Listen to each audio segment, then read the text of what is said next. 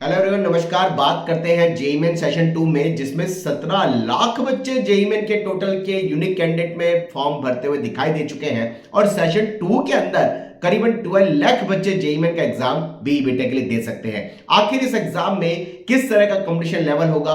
क्या जनवरी JEE main में जिस मार्क्स पे जो परसेंटाइल आई है, क्या सेशन 2 के अंदर भी उसी मार्क्स पे परसेंटाइल आने की प्रोबेबिलिटी है या मार्क्स बढ़ते हुए दिखाई देंगे? सारी बातें एक साथ करते हैं। जेईई मेन सेशन 2 का एग्जाम में करीबन 9,10,000 बच्चे ऐसे होंगे जो जनवरी जेईई मेन सेशन देने के बाद अप्रैल सेशन में दोबारा बैठेंगे। और करीबन करीबन अगर हम बात करें 2,75,000 बच्चा ऐसा होगा जो यूनिक कैंडिडेट के लिए एड ऑन होगा। टोटल मिलाकर के 12 लाख के आसपास बच्चा जेईई मेन सेशन 2 के एग्जाम में बैठता हुआ दिखाई दे रहा है। देखिए, जनवरी सेशन 1 में जिन बच्चों ने ये देखा कि यार केमिस्ट्री का स्टैंडर्ड जो अनएक्सपेक्टेड था, लगा पेपर के अंदर केमिस्ट्री 35 मिनट 40 मिनट में मैक्सिमम सॉल्व हो जाती है, वहां बच्चों को 50 मिनट लगे, 60 मिनट तक लग गए। फिजिक्स के अंदर भी कई बच्चों के क्वेश्चन उलझे और मैथमेटिक्स तो लेंदी आती है यूजुअल नेचर के कारण।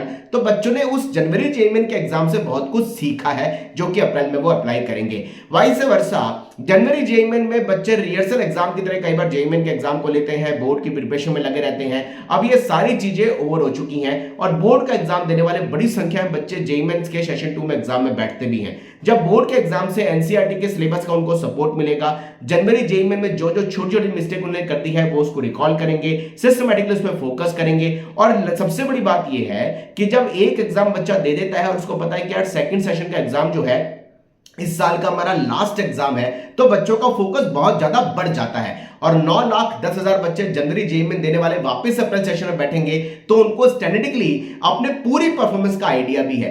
तो ओवरऑल बात करें तो जनवरी जेईई में सेशन देने के बाद में अप्रैल सेशन में बच्चों का फोकस बहुत ज्यादा होता है, क्योंकि वो लास्ट अटेम्प्ट उस साल के हिसाब से होता है। उनको अपनी सारी गलतियों का एक्सपीरियंस भी होता है। बोर्ड का एग्जाम जो बच्चे देते हैं उनको एनसीईआरटी में उससे सपोर्ट भी मिलता है। ये सारी चीजें कहीं ना कहीं बच्चों के अप्रैल सेशन में कंपटीशन को बढ़ा भी देती हैं। और ऐसा बिल्कुल दिखता है कि जब 12 लाख बच्चा जेईई मेन सेशन 2 के एग्जाम में बैठेगा और 5 डेज के अंदर करीबन 10 शिफ्टों में बीई बीटेक का एग्जाम होगा, तो पर शिफ्ट के अंदर करीबन 1,20,000 बच्चा एग्जाम देगा।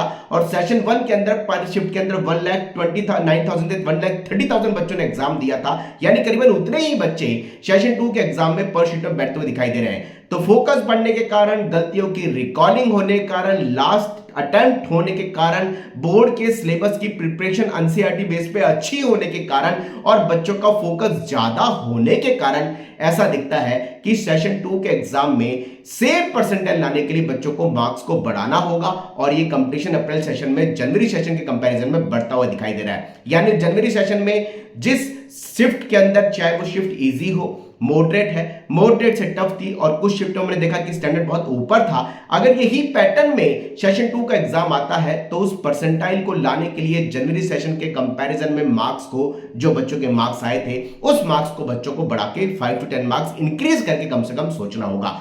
तो कंपटीशन बढ़ेगा, तैयार हो जाइए, मेहनत करिए। जनवरी सेशन में जो मार्क्स पे परसेंटाइल आई थी उसमें 5 to 10 मार्क्स उस शिफ्ट के इंडिविजुअल पेपर के डिफिकल्टी लेवल को देखते हुए बच्चों को बढ़ा करके अपनी प्लानिंग करनी होगी। Wish all the best. नमस्कार।